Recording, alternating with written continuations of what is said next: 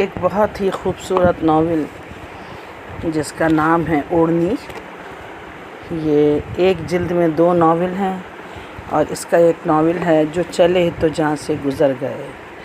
بہت ہی خوبصورت ناول ہے. نصرت شمسی نے یہ دونوں ناول تحریر کیے ہیں اور اوڑھنی تو جیسے ان کی پہچان سی بن گئی ہے. جو چلے تو جہاں سے گزر گئے. جی ہاں، اب ہم یہ کہ نیا سلسلہ شروع کریں گے. روز آپ کو اس ناول کو سنائیں گے اور آپ کے تاثرات کا بھی انتظار رہے گا. ابھی ہم نے تحفہ اقبال برائے اطفال والی کتاب پوری کی ہے. تو جو چلے تو جہاں سے گزر گئے، یہ کچھ سطور میں سے میں آپ کو چند سطور سناتی ہوں.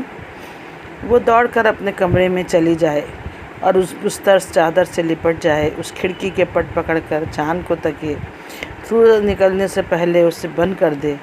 منصور اس کے قریب ہو، محبت کی اٹکھیلیاں ہوں، وعدوں کی برسات ہو اور بھرم اور اعتبار کی چادر ہو جو اسے اوپر سے نیچے تک ڈھانپ لے. وہ اپنا تن من سب کچھ اس کے حوالے کر دے. یہ محبت بھی کتنی اذیت دیتی ہے. محبت ہی ہمیں جینا سکھاتی ہے مگر کبھی کبھی یہی ہمیں کمزور کر دیتی ہے. ایک اور بہت خوبصورت سا اقتباس دیکھیے. محبت یوں ہی نہیں مر سکتی، اور کیا پاک بازی سچائی سے کی گئی محبت کبھی مر سکتی ہے؟ شاید کبھی نہیں.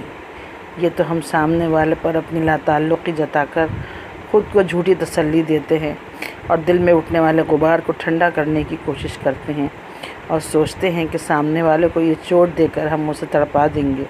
اس کا تو پتہ نہیں مگر ہم خود تڑپتے ہیں، سسکتے ہیں، روتے ہیں، بے چین ہوتے ہیں، بار بار دل کی خواہش کو دباتے ہیں، اٹھنے والے قدموں کو روکتے ہیں اور دل و دماغ کی جنگ میں خود کو ہلکان کرتے رہتے ہیں.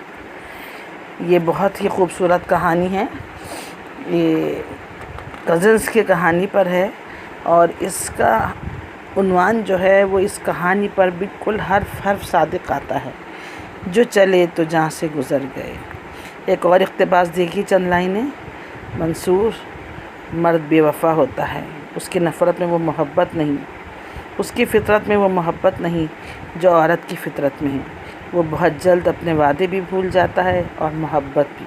اسے پل پل تبدیلی چاہیے کہ ٹھہراؤ اس کی فطرت میں ہی نہیں. تو ہم ایک نئے ناول کے ساتھ آپ سے بہت جلد ملنے والے ہیں. چینل کو لائک کیجیے، سبسکرائب کیجیے، شیئر کیجیے اور پلیز ہمارا ساتھ دیجیے، ہماری فیملی ممبر بنیے. تو ملتے ہیں پھر. جو چلے تو جہاں سے گزر گئے. مصنفہ نصرت شمسی.